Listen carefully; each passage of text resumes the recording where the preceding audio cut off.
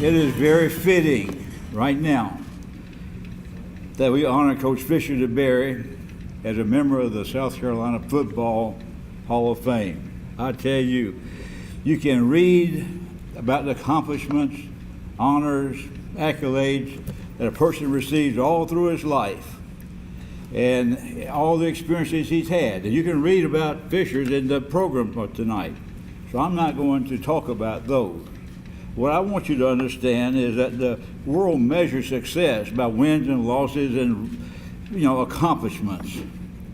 But I would maintain that you really should measure the heart and soul of a true Hall of Famer and champion by the legacy he leaves behind.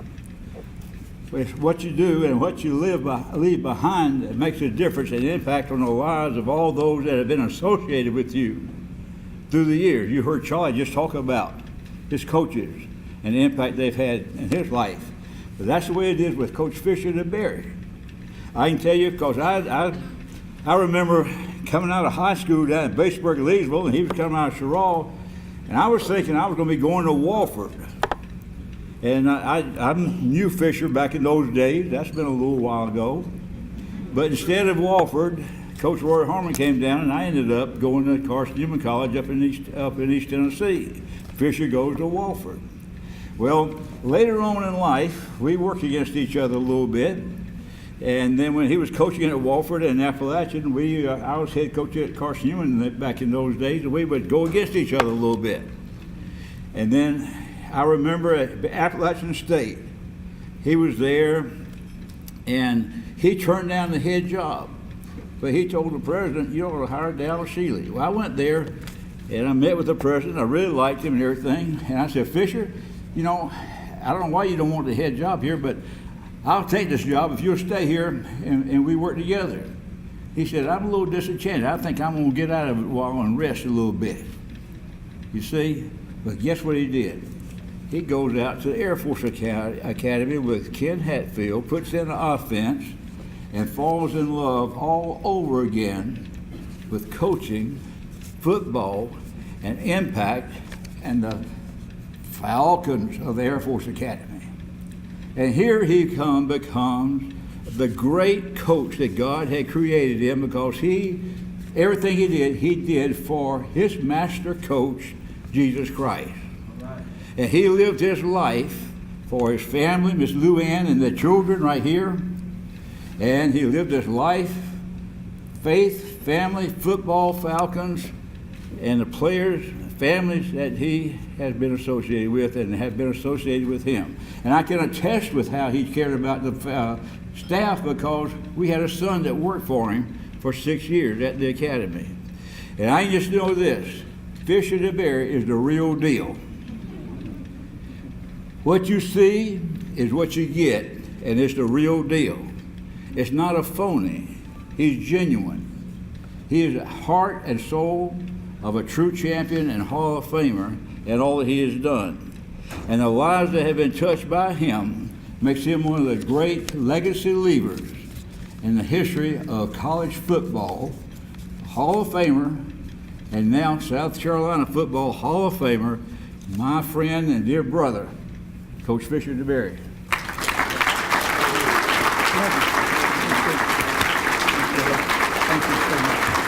Thank you very much.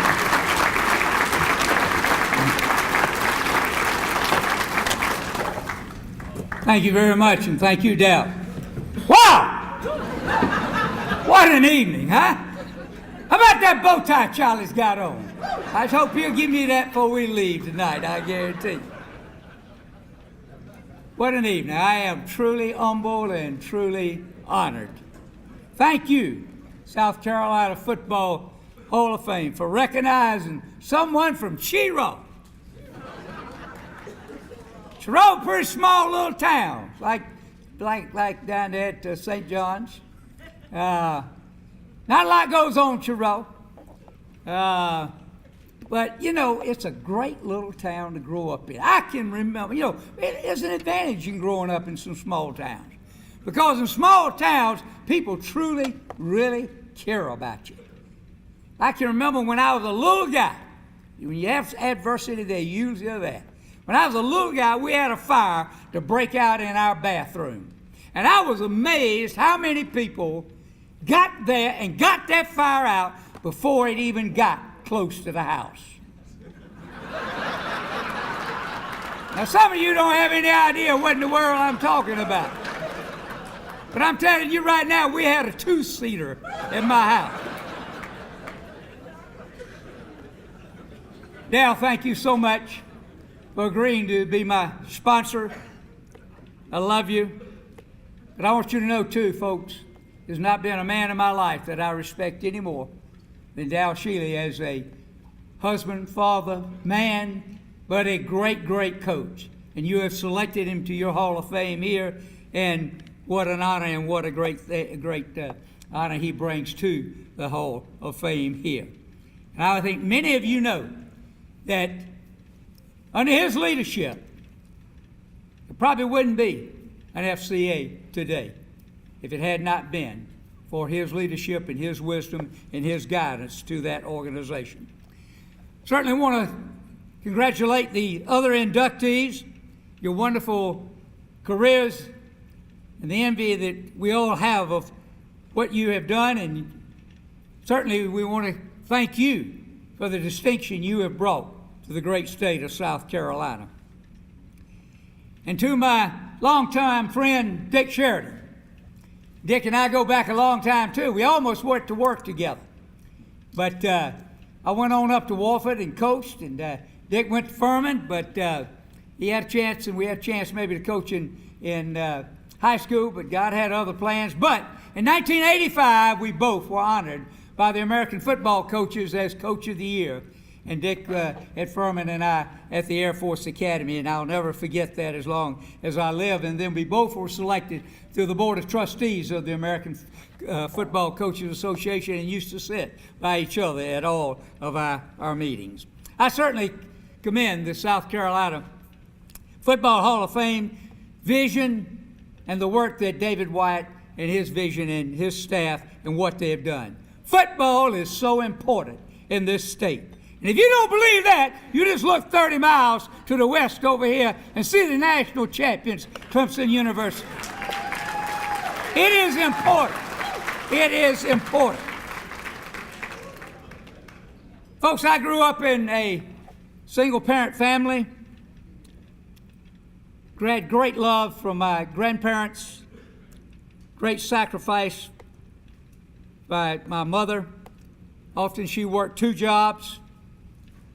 I had great love and great encouragement, great support from my high school coaches and from my college coaches. What they saw in me to this day, I do not know. I was not certainly a great player. But if it wasn't for them, I would not be here tonight. I can promise you that. God has blessed me with my beautiful cheerleader, Luann, for 52 years, 2 wonderful kids, 8 grandchildren. And I'm so proud that my daughter Michelle could be here with Luann tonight, and her husband Fred, and 3 of her children. Joe, who is a graduate of Baylor University, who is playing baseball and doing his MBA work at the Citadel. Elena and Christian, who are just beginning their careers, but so glad that they could be here. Wish my son Joe could be here. Joe, as you know, played at Clemson. Had a great career there, was blessed to have played in the College World Series, and certainly was drafted in the 3rd round by the Cincinnati Reds. Luann and I have been so blessed, and I, during my time, have taken a special effort to talk to our players about giving back. And the spirit that I sense tonight makes us so proud now to be a part of this and to be here. This is truly Wyatt, South Carolina, as we all know it. And certainly, we at the Academy, one of my favorite moments was every year, a week before graduation, I would take our senior class, all our seniors, we called it the last meal. It would be out at the house, we'd have a big barbecue, let them eat till it ousted them, and then we'd go down in the basement and pull out a lot of their press clippings and pictures and things from the SID office. Then I always gave them a Bible with the emblem of our helmet on it. And I'd always tell them, men, you had it pretty good. Things have gone pretty well. But I can assure you in life there are going to be some ups and downs, and you're going to need a source of encouragement. And you can find anything of any problem that you might have with encouragement from this book. And I hope you'll take it to heart. And then, man, I hope that you will give back. Give back because so much has been given to you. Luann and I started a foundation for single-parent kids to have opportunities that they might not otherwise be able to have in life. We believe so strongly in camps because we really believe if you can get a young man to camp and get him with the right people and get him competing and get him improving his own skills and hearing about leadership and character development and integrity and most importantly, making a faith decision for his life. And then if he can get back with a changed heart and a changed attitude to his school, because he's an athlete, he can have enormous impact upon his peer groups and upon his teammates. And maybe we can get the heart and soul of many high schools across this nation changed. On July the 26th, we will have a coaches' night for charity right here in this ballroom. We would like to invite each one of you here. The way we raise money in our foundation is that we have coaches' night for charity. We'll be having one soon in Colorado, then in North Carolina, and then here in July. And of course, what we do is the college coaches come in and we raise money for the charity of their choice, and then our foundation benefits from this, and this is how we go. I feel so blessed tonight to have been able to spend 27 of the 44 years that I had in coaching at your United States Air Force Academy. I stayed because I felt football was so important as anything that was being done at the academy. Because the academy, as you see and know, is a training institution for the leadership and the future of our Air Force in this nation. A tremendous responsibility. But you know, I felt in my heart that the best place in the world for those guys to learn leadership training and competitiveness was right out there on that football field every afternoon. And I thought what we were doing was very, very important. I think all of us know here tonight to be a successful coach, it's good to have good players. And it's good to have great coaches. And I was so blessed to have both. Together, we wanted to build a family of trust and love and be a strong brotherhood and do whatever it took not to let our brother down. I used to use the analogy with our team that, man, on the way home tonight, up to the dorm, if you happen to see a turtle sitting on a fence post, you just remember one thing. He didn't get up there by himself. Somebody had to put him up there. And what I wanted our players to do is understand that, men, we don't do anything by ourselves in life. That guy that kicks the ball through the uprights every weekend, he wouldn't kick it if you didn't have somebody snap it, if you didn't have somebody holding it, if you didn't have somebody blocking. That guy that scores the touchdown, if they didn't block for him, the quarterback didn't throw it right. In other words, it's the ultimate of a team game. But we do absolutely nothing by ourselves. And so tonight I want you to know that I'm here on this fence post because of the commitment of so many players, coaches, family, friends. They are the ones who deserve this honor a lot more than me.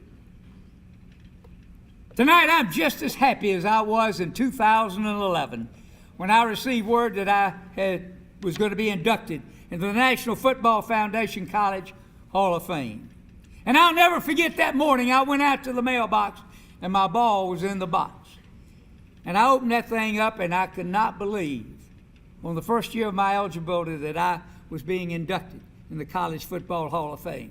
And I went running in the house and I said, Luann, look here. Look here. Can you believe a little snotty-nosed boy from Cheraw, South Carolina is going to be in your wildest dreams? Can you believe this, darling, going to be in the College Football Hall of Fame? And she looked at me and she said, Well, I hate to disappoint you, Fisher. She said, but you've never really been in any of my wildest dreams.